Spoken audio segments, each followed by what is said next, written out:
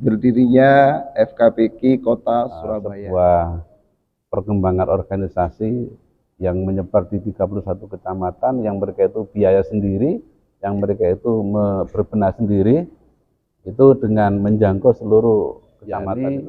Mereka yang kemudian masuk itu karena ingin mengabdi kepada Tuhan, beribadah kepada Allah.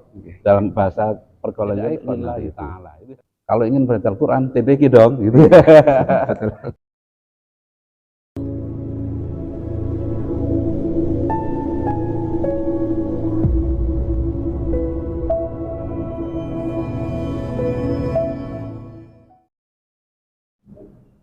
Assalamualaikum warahmatullahi wabarakatuh. Waalaikumsalam warahmatullahi wabarakatuh. Bismillahirrahmanirrahim. Alhamdulillahirabbil alamin. Wabihi nasta'inu ala umurid dunya waddin. Wassalatu wassalamu ala Rasulillah wa ala alihi wa sahbihi wa mawalah, amma ba'du. Sahabat Al-Quran, sahabat FKPK Kota Surabaya, dimanapun Anda berada, mudah-mudahan kita semuanya senantiasa dimuliakan Allah Subhanahu wa Ta'ala. Berbahagia sekali saya Amiruddin dari FKPK Kecamatan Tambak Sari. Pada malam hari ini akan mengajak kawan-kawan sekalian untuk mengikuti acara bincang santai kita bersama narasumber yang telah hadir di tengah-tengah kita. Beliau adalah Bapak Dr. Andes Haji Muhammad Subai Mustalim, MPDI. Assalamualaikum Ustaz. Waalaikumsalam warahmatullahi wabarakatuh. Ya. Alhamdulillah, kawan-kawan sekalian, perlu diketahui oleh para ustadz-ustazah, khususnya pengurus FKPK se-Kota Surabaya. Beliau Bapak Haji Muhammad Subai adalah salah satu penggagas terbentuknya organisasi kita tercinta FKPK Kota Surabaya. Dalam karir beliau mengawali karir sebagai penyuluh Islam fungsional Kemenag Kota Surabaya. Kemudian pernah menjabat sebagai Kepala Seksi Penerangan Agama Islam. Kemudian pernah dipercaya sebagai Kepala Seksi Pendidikan Diniyah dan Pondok Pesantren.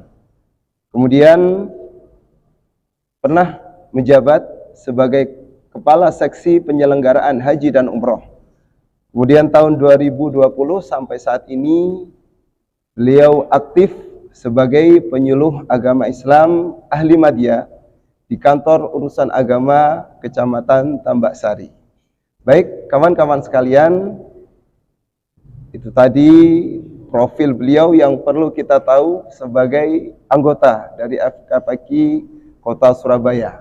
Langsung saja kita akan berbincang-bincang dengan beliau tentang sejarah FKPK Kota Surabaya.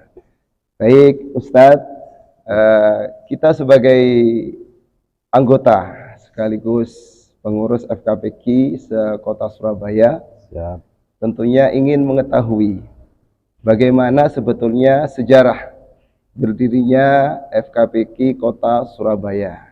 Monggo, Ustaz. Baik, terima kasih kepada Ustaz Amir selaku pembawa acara tentunya pada malam hari ini. Saya ingin menyapa dulu kepada semua. Assalamualaikum warahmatullahi wabarakatuh. Waalaikumsalam warahmatullahi wabarakatuh. Para pengurus FKPK se-Kota Surabaya, wabil khusus pengurus FKPK Kecamatan Tambak Sari, kemudian para pengabdi kepada Al-Quran, maksudnya adalah para asatidah yang telah banyak menggeluti tentang pendidikan Al-Quran di TPK yang saya muliakan tentunya, dan para santri TPK di mana saja berada yang bisa menyaksikan daripada podcast ya, podcast pada malam hari ini. Sebelum kita sampai kepada atau sebelum kita mengulik tentang berdirinya FKPK, maka hal yang perlu kita pahami lebih dulu adalah tentang pendidikan Al-Quran itu sendiri. Ya.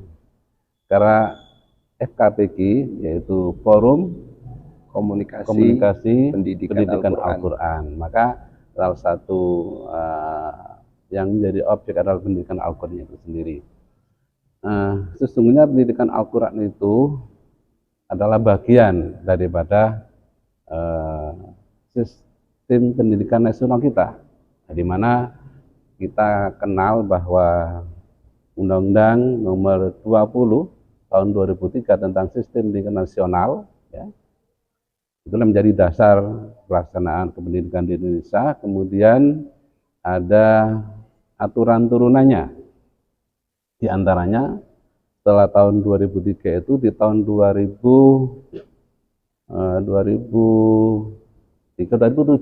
ada yang namanya PP 55 tahun 2007 tentang pendidikan agama dan pendidikan keagamaan.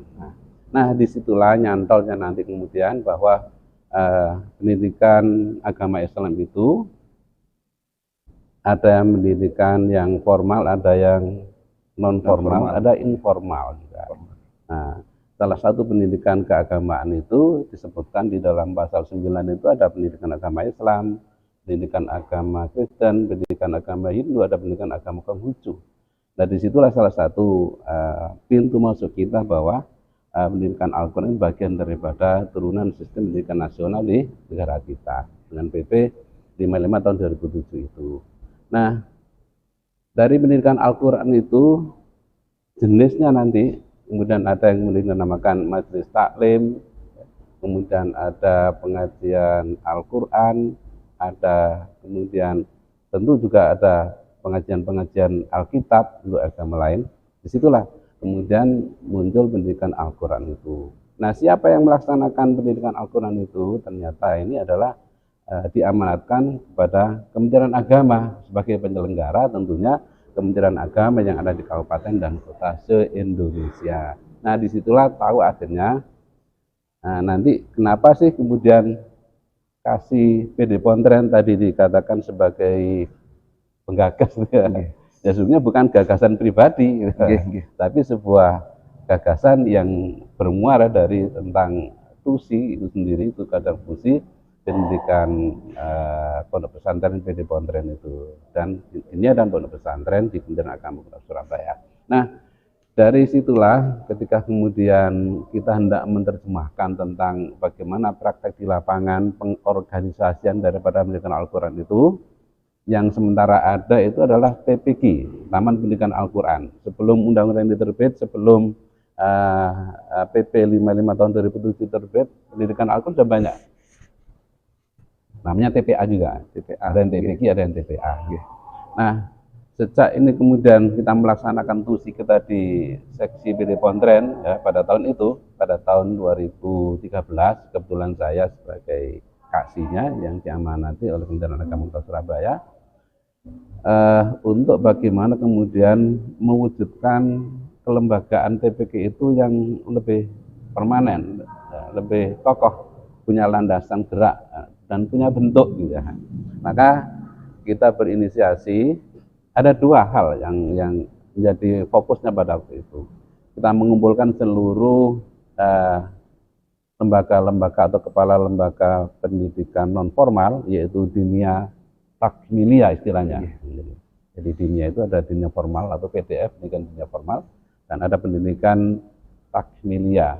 Takmilia itu bahasanya suplemen dari pendidikan agama yang diperoleh di sekolah, maka kemudian ada namanya dinia takmilia. Nah, dua ini yang kemudian kita bidik untuk nanti kita kembangkan di Surabaya, gitu ya.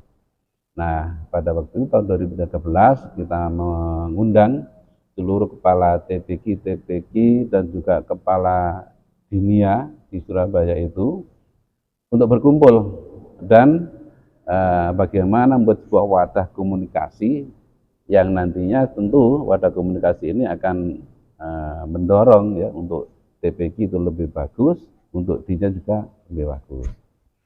Baik, kita awali dari kalau dinia dulu ya, karena dinia nanti setelah itu ya sebenarnya sama-sama kita dirikan pada tahun 2013 itu. Kebetulan yang hadir pada waktu yang terpilih sebagai ketua ya, FKDT, di Forum Komunikasi Dinia Takmilia FKDT. Itu Pak Ferry Yudi dari Kecamatan Liung. Kemudian yang FKPG, Forum Komunikasi Pendidikan Al-Quran, Bapak atau Ustadz Alfan Nabahan. Nah, setelah terbentuk itulah kemudian ada sepakat yang dihadiri pada waktu tidak kurang dari 40 peserta, karena ini mengacu pada DIPA kita hanya bisa mengundang 40. Ya, tentunya tidak semua yang kita hadirkan, tetapi cukup mewakili. Tidak kurang dari 20 kepala TPG, ya, kemudian separuhnya Dinia. Nah, lembaga berdiri, ya, lembaga berdiri. Setelah itu, masing-masing kita kasih amanat untuk mengembangkan. Maka tidak terlalu lama. Yang Dinia ini memang lembaganya sedikit, sehingga tumbuhnya juga belum berkembang pesat. Bahkan sekarang perkembangan terakhir nyaris di Surabaya ini ya seperti pertumbuhan bayi yang kurang gizi. Kurang berkembang gitu. Ini bukan ya kurang bisa berkembang, tapi saya tidak mengatakan itu, tapi memang kurang berkembang ya. Cuma sekedar gambaran lah. Kalau kalian ada stunting, bayi yang tidak bisa berkembang gitu. Mungkin FKDT di Surabaya itu memang belum bisa berkembang bagus. Nah, alhamdulillah dari FKPG ini nampaknya perkembangannya cukup besar gitu ya. Pada awal terbentuknya itu anggota FKPG ya, itu ada 5 kecamatan yang langsung merespon. Begitu sudah bentuk di kota, pada tahapan berikutnya, bulan berikutnya Pak Alfan Nabahan ini langsung sosialisasi. Ya. Dari pengurus FKPG Kota Surabaya itu, yang masing-masing dari kecamatan-kecamatan itu, ada yang dari, kalau tidak salah ada 5 atau 7 gitulah. Mampir, kemudian ada juga Kenjeran, Tambak Sari, lalu ada yang dari barat itu Andes kalau salah itu ya. Itu langsung menyebar ya, membentuk KPG di tingkat kecamatan. Nah, dalam tahun yang sama sudah terbentuk ya ada 5 tadi itulah di tingkat kecamatan, termasuk Tambak Sari, termasuk periode yang awal. Alhamdulillah itu. Nah, bagaimana perkembangan sekarang? Ternyata yang FKDT sudah tidak ada perkembangan ya, karena mungkin ya menunggu saatnya lah nanti sebagai forum komunikasi madrasah takmilia itu, Dinia Takmilia itu nanti akan tidak berkembang pada saatnya. Nah, yang FKPG inilah yang nampaknya sangat pesat perkembangannya. Dari 5 awal tadi itu ya, kalau kita tarik sampai sekarang di tahun 2019 itu sudah terbentuk di seluruh Surabaya. Seluruh kecamatan di Surabaya. Alhamdulillah. Yang awalnya dari 5 kecamatan itu kemudian berkembang pada tahun berikutnya ya relatif cukup lama. 2013 ke 19 kan cukup lama. Sekitar ada 6 tahun kemudian. 6 tahun kemudian terbentuklah seluruh di Surabaya ini kecamatan yang berjumlah 31 ya. Terbentuk FKPG se-Kota Surabaya itu setiap kecamatan atau 31 kecamatan. Nah, berarti sudah maksimal. Dan saya ingat yang terakhir yang terbentuk itu Sukolilo. Paling akhir. Kecamatan Sukolilo paling akhir. Nah, itulah sekitar awal pertumbuhannya sampai sekarang, dan alhamdulillah sekarang sudah kita saksikan dari karya dari KPG ini cukup menggembirakan gitu ya. Alhamdulillah. Terima kasih Ustadz Subai. Tadi sudah dijelaskan dengan gamblang teman-teman bagaimana terbentuknya organisasi kita ya, FKPG Kota Surabaya. Baik, bagaimana Ustadz menurut pandangan Ustadz Subai perkembangan FKPG dari awal pembentukan ini sampai saat ini? Ya, tadi saya singgung di akhir tadi ya, perkembangannya cukup pesat ya.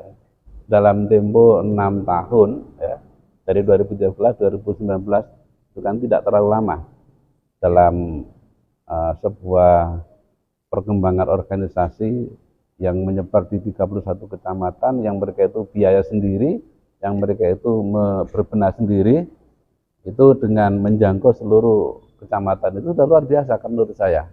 Sudah bagus sekali. Ya tentu juga dengan berbagai dukungan dari berbagai pihak, ya, termasuk juga semangatnya para asatidat ini, dan juga dukungan pemerintah tentunya, sehingga pertumbuhan daripada KPG itu sangat pesat dan bagus, ya. Itu alhamdulillah ya kita bisa membantu, mendorong, ya, mengawal daripada berdirinya itu sampai sekarang. Alhamdulillah. Itu perkembangannya itu bagus. Ya. Tentunya di awal-awal perkembangan itu sangat berat ya Ustaz ya. Bagaimana teman-teman yang jadi pejuang di awal-awal pembentukan FKPG, bagaimana merambah ke setiap kecamatan, setiap sampai ke kelurahan, bagaimana membentuk organisasi FKPG kita di tingkat Surabaya sampai seperti saat ini. Kemudian bagaimana Ustadz harapan panjenengan ke depan kepada FKPG Kota Surabaya? Ya. Jadi harapan kita sebagai yang menginisiasi atas dasar perintah tugas, gitu ya. Kita ingin bahwa lembaga FKPG ini tetap menjadi sebuah lembaga yang concern, ya, dengan tugasnya, yakni untuk memperbaiki kualitas, ya, organisasinya juga, ya, harus bagus. Kemudian tentang tugas fungsinya sebagai pengembang daripada pendidikan Al-Quran melalui TPQ atau TPA di Kota Surabaya. Concern. Tidak bisa dibawa ke sana kemari, tidak perlu ikut kemudian arus bolak-baliknya politik atau yang lain. Concern pada tugasnya ini. Kemudian yang berikutnya, FKPG ini kita berharap agar benar-benar menjadi organisasi pengembangan pendidikan Al-Quran yang mewadahi semua yang ada, ya. Kenapa demikian? Karena kita tahu corak, ya, TPA TPQ di Surabaya ini tidak satu corak, gitu ya. Betul. Dari metodenya ada berbagai macam metode, gitu ya. Dari mana tumbuhnya atau asal muasalnya TPQ itu juga dari berbagai unsur. Ada yang TPQ itu berdiri di rumah, ada yang TPQ itu yang berdiri di masjid, musola. Nah, kemudian ada yayasan yang juga, yayasan, dan benar-benar punya gedung sendiri. Itu dari sisi bisnisnya seperti itu. Ada kemudian organisasi pengelola TPQ itu yang masing-masing juga dia punya punya kewenangan untuk mengembangkan TPQ-nya. Ada yang TPQ dulu itu di bawah Kortakus, gitu ya. Ada TPQ yang muncul di Masjid Binaan Muhammadiyah, ada TPQ yang muncul dari Muhammadiyah, ada juga mungkin dari NU mungkin juga, ya. Saya kurang tahu persis itu. Ada juga yang didirikan oleh tadi perorangan dan sebagainya. Nah, TPQ dalam pengertian ini FKPG Surabaya harus bisa memadai semuanya. Tidak boleh dengan mendominasi, tidak boleh berpihak pada satu penyelenggara TPQ. Pokoknya FKPG itu harus menjadi wadah netral untuk semua. Nah, harapan kita sesuai dengan misi kita bahwa FKPG itu untuk semua, gitu ya, bukan satu golongan. Ketika kemudian ada metode yang berbeda, sekarang kita akan kenal ada Ikro, gitu ya. Ada tilawati. Apalagi tilawati, Umi. Ada Umi. Tartila banyak. Kalau Al-Barqi sudah sayur-sayur, Pak. Nah, itu kan semuanya soal metode. Itu bukan domain FKPG untuk menyemprit atau apa, enggak, silakan berkembang, ya kan? Karena mereka punya awal tumbuh yang berbeda-beda. Mungkin mereka yang lebih nyaman dengan tilawati, yang lebih nyaman dengan Ikro, silakan hajar. Saya ingat dulu ada seorang tokoh, Pak Muhajir, yang telah memberikan pengarahan itu, dosen YN. Tidak ada satu metode yang mandul, gitu ya. Tidak ada metode itu yang mandul. Semua pasti ada hasil. Nah, tergantung nanti mana yang lebih cepat, mana yang lebih efektif, tergantung pada pengembangan itu. Metode Baghdadi pun yang kita kenal itu sebagai awal kita bisa mengaji. Kalau saya pakai Baghdadi ya kan, alif ba tak ya belum ada tilawati, belum ada qiraati, tapi itu bisa ya. Metodenya nggak sebagus sekarang Pak, tapi itu hasilnya nggak ada yang juga mandul, bagus. betul. Oh, dikatakan ketinggalan kayak apa, semuanya itu maafi muskilah, tidak ada masalah. Yang penting kesungguhan. Al-Quran itu gampang untuk dipelajari kan, itu ya dalam Quran. Apapun metodenya sepertinya bagus saja. Nah, posisi FKPG itu harus berada di semuanya, di tengah-tengah semuanya itu. Silakan. Kita tidak mempersoalkan itu, tetapi untuk kesungguhan mengembangkan pelajaran Al-Quran ini yang menjadi concernnya FKPG Kota Surabaya. Jadi menjadi wadah untuk semua dan mengembangkan, bahkan mencerminkan gitu ya, mencerminkan bahwa kita itu banyak ragam. Maka misalnya kalau kemudian ada event-event lomba kreativitas santri, itu harus ditampilkan dari semua unsur yang memang menjadi kekhasan daripada TPG itu sendiri. Misalnya kalau ada TPG yang menampilkan Banjari, silakan. Ada yang menampilkan patroli, hadra, ada bela diri, apa itu, pencaksilat ya? Pencaksilat. Apakah itu yang pagar Nusa, atau mungkin yang dari kalangan Muhammadiyah ada tapak suci, silakan saja. Itu malah menambah keragaman, dan itu mencerminkan bahwa kita itu memiliki warna yang banyak, tetapi kita bisa menjadi teduh, adem di FKPG yang kita inginkan. Nah, kemudian juga tidak kalah penting juga kita harus mengembangkan era sekarang itu adalah ya terkait dengan masalah tadi itu ya, kita harus menjadi pemangku organisasi yang adil. Bahasa-bahasa sekarang bahwa moderasi dalam ber-FKPG itu juga harus ada. Apa maknanya? Kita tidak ingin menang sendiri, semuanya kita berikan pada yang sama. Oleh mereka punya alasan sendiri mengembangkan ini itu, nah kita yang berpikir moderat. FKPG harus posisi di tengah-tengah. Ya kalau bahasa kita itu tawassut itu yang di tengah-tengah ya. Dan kita tidak terlalu ekstrim, ya, tidak terlalu ke kanan ke kiri, kita harus bisa berpikir lapang dada. Insya Allah kalau FKPG itu nanti bisa seperti itu, maka semua akan merasa aman di FKPG, nyaman, dan itulah harapan kita bahwa Surabaya bisa maju dengan toleransi yang tinggi, lalu juga pengelolaan FKPG dengan cara yang moderat tadi itu. Itu harapan kita. Jadi ini saya garis bawahi untuk kita, khususnya teman-teman dari pengurus FKPG, bahwasanya tadi yang sudah disampaikan oleh Ustaz Bai, bahwasanya FKPG adalah wadah khusus untuk TPG, untuk urusan TPG, untuk pengembangan pengajaran Al-Quran. Jadi apapun dalam urusan FKPG, kita harus menjadi wadah bagi seluruh TPG yang mengajarkan Al-Quran, apapun latar belakangnya, apapun metodenya, seperti itu, Ustaz. Betul. Baik, selanjutnya Ustaz. Ya. Bagaimana progres kemajuan lembaga pendidikan Al-Quran?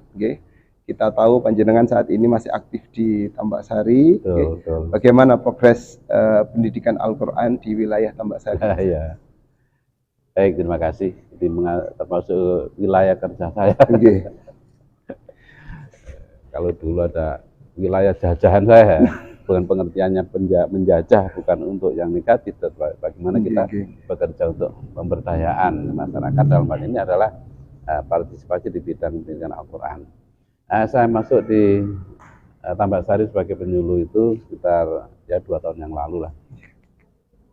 Dalam posisi yang tadi itu, TPG sudah berkembang pesat. Ya, kalau 2 tahun yang lalu kan tahun 2020. Ya, 2020. Itu sudah di sini. Di Tambak Sari sudah TPG-nya sudah banyak. TPG-nya sudah banyak. Alhamdulillah, akhir tahun 2022 kemarin kita mengadakan pendataan ulang gitu ya, update gitu ya, supaya nanti kita tahu progres sejauh mana TPG kita di Tambak Sari itu. Tentu dari sumber-sumber yang bisa kita andalkan, diantaranya ada dari sistem aplikasi sedia itu ya, yang di situ ada paket data tentang TPG. Di Tambak Sari yang terdiri dari 8 kelurahan ya, 8 kelurahan. Itu semua sudah ada TPG-nya. Dan jumlah TPK dalam data itu ada 137 maaf. 137 lembaga TPK. Se-Kecamatan Tambak Sari. Se-Kecamatan Tambak Sari di 8 kelurahan. Okay. Saya intip datanya yang paling banyak itu di kelurahan KMB. Okay. Kapas Madya Baru. Okay. Ada 34 TPK. Yang paling sedikit di Acar Keling. Ada 5 lembaga. Jadi nanti ini bisa di TL apakah memang kemampuannya bisa seperti itu. Okay. Biasanya itu akan berbanding lurus dengan masjid atau musola. Nanti coba dikembangkan lagi lah. Nah, dari itu ya, dari sekian jumlah lembaga itu 137 tadi itu gurunya ada 717. Dari yang saya katakan guru tadi yang jumlah 717 itu gurunya yang masuk di dalam aplikasi Sidia. Otomatis yang mereka yang mendapatkan jaspol itu ya. Nah, ternyata itu masih ada TPK yang belum terdaftar, gitu ya. Ada yang belum terdaftar. Kenapa belum terdaftar? Banyak hal. Ada yang memang kurang informasi, ya kan? Ada yang memang dia itu tidak mau ribet, khususnya TPK yang mungkin dikelola secara pribadi. Nah, kemudian ada yang tidak mencukupi ketentuan dan syarat berlaku. Nah, sehingga ada bahasa saya kalau disebutkan tadi ada gurunya ada 717, sesungguhnya masih ada lagi dari sumber LKPK Tambak Sari. Saya nanya itu ada 50 guru yang tidak tercover. Yang ada 50 guru itu tidak bisa masuk ke data Sidia. Artinya tidak termasuk yang 717 tadi itu di luar. Nah, secara substansi mereka kita akui walaupun tidak terdaftar karena sesungguhnya TPK itu bukan hanya yang terdaftar di Sidia, tapi yang ada real di masyarakat itu juga kita akui, ya, karena mereka juga menjalankan misi yang sama tentunya. Walaupun secara legal belum ada ini ya Pak ya, belum punya piagam dan sebagainya. Betul, diantaranya tidak mau ribet tadi nggak mau ngurus piagam. Padahal Kementerian Agama sudah membuka lebar ya, bagaimana kewajiban dan fungsinya supaya kemudian melegalitas daripada pendidikan keagamaan yang sifatnya non formal tadi itu. Nah, dari situ ya kita akan bisa ketahuan berapa jumlah santrinya, kan begitu ya. Karena di dalam sistem Sidia itu ada perbandingan rasio ya kan. Seorang guru memegang 15 santri. Sehingga ketemunya dari 717 guru itu jumlah santrinya itu 10.000 lebih. Ya kan, 10.700 sekian. Ya 50 tadi kita asumsikan setiap guru megang 10 santri kan sudah 500. Nah, jadi santrinya sekitar berapa? 12 ribuan lah. 11.000 sampai 12.000. Itulah keberadaan TPK di Surabaya dengan 130 lembaga dengan sekitar kalau tadi ada 50 mungkin ada 700 sampai 800 guru lah gampangnya seperti itu, dan santrinya sekitar 12.000 santri yang ada di TPK Tambak Sari ini. Itu perkembangan kita. Baik, yang terakhir Ustadz, sebagai penutup, bagaimana impian dan harapan panjenengan kepada lembaga pendidikan Al-Quran khususnya di Kecamatan Tambak Sari dan umumnya di seluruh kota Surabaya? Kalau secara kelembagaan kita semuanya pasti berharap agar ini bisa utuh, gitu ya. Seiring dengan perjalanan pergerakan zaman ini, kita tidak ingin lembaga pendidikan non formal TPK yang sangat amat membantu daripada pendidikan keagamaan anak-anak itu kemudian sirna dengan ramainya digitalisasi itu, dengan ramainya IT yang sangat akrab dengan anak-anak itu, dengan gadgetnya.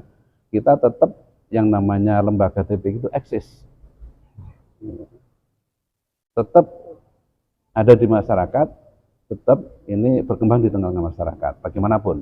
Makanya ini perlu perjuangan yang keras ya, daripada Ustadz ini dengan harus ada improvisasi di dalam mengajar, pengembangan metode bagaimana anak itu bisa kerasan tentunya ya. Jadi saya sangat berkeinginan agar ini kita lakukan kerja keras untuk mempertahankan TPK itu, dan nyatanya juga walaupun kemarin ada apa namanya ya, kalau ada pandemi COVID itu ya, Nggih. kita sempat berhenti ya Iya, kan. Ada juga yang berhenti sampai sekarang nggak mau berdiri lagi, TPK juga ada gitu ya, tapi relatif sedikit. Nah, kita semuanya hal-hal seperti itu hal yang biasa dalam kehidupan. Pasang surut itu biasa. nggih. Tapi ayo gitu ya, kemudian kita sudah pulih kembali, semangat kembali, kita bangun TPK sekarang ini peluang emas untuk mengembangkan kembali sehingga bisa normal dan bisa berkembang lagi gitu ya. Jadi saya sangat berkeinginan bahwa TPK itu menjadi salah satu lembaga pendidikan non formal yang diinginkan masyarakat dan bisa memenuhi kebutuhan.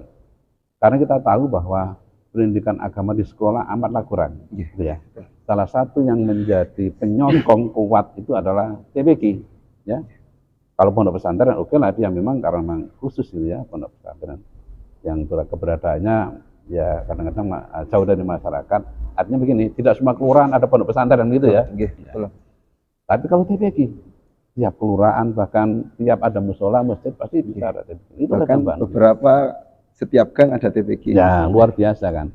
Makanya saya tetap ini menjadi favoritnya untuk orang tua menjadikan lembaga sehingga anaknya itu bisa belajar Al-Quran TPK. Jadi menjadi ikon nanti itu. Kalau ingin belajar Al-Quran TPK dong, gitu. Iya.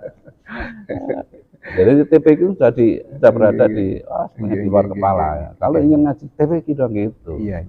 Itu. Jadi kita ingin ini menjadi benar-benar satu sebuah lembaga yang mudah diakses, menjadi pendidikan yang murah tapi sangat bermanfaat di masyarakat itu. Ya, baik. Baik, satu hal yang saya garis bawahi yang saya sangat tertarik tadi ya, yang terakhir disampaikan oleh Ustadz Zubai, bahwasanya kita sebagai pengajar Al-Quran, kita harus kreatif ya, khususnya untuk saat ini di era digitalisasi, anak-anak keinginan untuk mengaji mulai berkurang, maka kita harus kreatif sebagai guru agar anak-anak tetap semangat untuk mengaji di TPK kita. Jargon yang menarik ya, kalau mau ngaji di TPK saja. Ya, itu Bang ya. Kita ucapkan terima kasih. Nambah sedikit? Boleh. Ya. Saya mengapresiasi kepada guru gitu ya. Nah, tadi tenaga guru juga perlu kita apresiasi yang bisa menjaga garda terdepan daripada TPA TPK itu para ustadz dan ustadzah. Keberadaan lembaga FKP karena ada gurunya, kalau nggak ada siapa sih yang mau diatur gitu ya. Jadi saya kepingin kemudian memotivasi, ayo kita bekerja dalam pengertian beramal gitu ya. Khusus kita itu kita jadikan TPK itu sebagai ladang beramal. Keterlibatan orang di dalam sebuah lembaga atau juga organisasi itu kalau menurut teori sosiologi komunikasi itu, psikologi komunikasi itu ada sebuah motivasi gitu. Ada orang itu yang masuk ke dalam sebuah lembaga organisasi itu ada yang sifatnya itu ada yang biogenetis ya. Biogenetis itu dia ingin mempertahankan hidup di situ, ada yang mencari kehidupan di situ. Jadi motivasinya adalah motivasi materi. Ada yang kemudian yang bersifat sosiogenetis. Sosiogenetis itu artinya dia masuk dalam sebuah lembaga itu ingin mendapatkan status sosial. Mungkin biar nanti dia terpandang sebagai ustadz gitu ya. Mungkin agar dia menjadi kelihatan santri. Ya, pokoknya ada motif-motif sosial yang itu sifatnya adalah sementara, bahkan duniawi. Ya, ingin menjadi guru sawangannya itu sarjana kok enggak ngajar di TPK. Tapi jangan berhenti di situ, boleh juga, tapi jangan itu menjadi akhir itu ya. Ada kemudian orang yang berpartisipasi dalam sebuah amal-amal sosial dalam organisasi, dalam lembaga termasuk TPK itu sifatnya teogenetis. Nah, yakni mereka yang kemudian masuk itu karena ingin mengabdi kepada Tuhan, beribadah kepada Allah. Dalam bahasa pergaulan itu lillahi ta'ala. Nah, itu yang menjadi motivasi yang terakhir inilah yang harus menjadi jiwa daripada seluruh guru. Lillahi ta'ala. Insya Allah, nanti kalau kita sudah mengajar ini ya, dengan nilai ta'ala, mengharap kehidupan yang baik dunia akhirat akan kena. Nanti kalau penjenengan para guru Ustadz ini belajarnya ikhlas karena Allah, dunianya akan dapat, pasti. Akan bertahan hidup pasti, akan mendapatkan status sosial pasti. Kalau kita itu mengajar lillahi ta'ala, dengan segala konsekuensi harus berperilaku yang bagus, menjadi teladan, insya Allah semuanya kena. Nah, jadi sekarang mari kita bangun niat yang tulus tadi itu, lillahi ta'ala di dalam TPQ, ya kan? Jadi masuk kita ke TPQ itu benar-benar ridho Allah, insya Allah Allah ridho dan kita akan mendapatkan kebaikan dunia akhirat. Walaupun gaji guru TPQ itu tidak besar, tapi kalau Allah sudah ridho, insya Allah gitu. Dunia seisinya kan. Begitu, terima kasih. Terima kasih Ustaz Subai atas kehadiran panjenengan pada malam hari ini. Kita ucapkan terima kasih juga untuk teman-teman yang menonton podcast FKPK Kecamatan Tambak Sari pada malam hari ini. Kita ucapkan juga terima kasih untuk kru teman-teman yang telah menyiapkan acara pada malam hari ini. Kita berdoa mudah-mudahan kita semuanya guru Al-Quran diberikan ridho Allah Subhanahu wa Ta'ala, diberikan kebahagiaan sebagaimana tadi disampaikan oleh Ustaz Subai. Mudah-mudahan kita semuanya menjadi guru yang ikhlas sehingga apapun hajat kita, ya kebutuhan kita di dunia maupun di akhirat dicukupi oleh Allah Subhanahu wa Ta'ala. Sekali lagi terima kasih. Mohon maaf atas segala kekurangan. Assalamualaikum warahmatullahi wabarakatuh. Waalaikumsalam.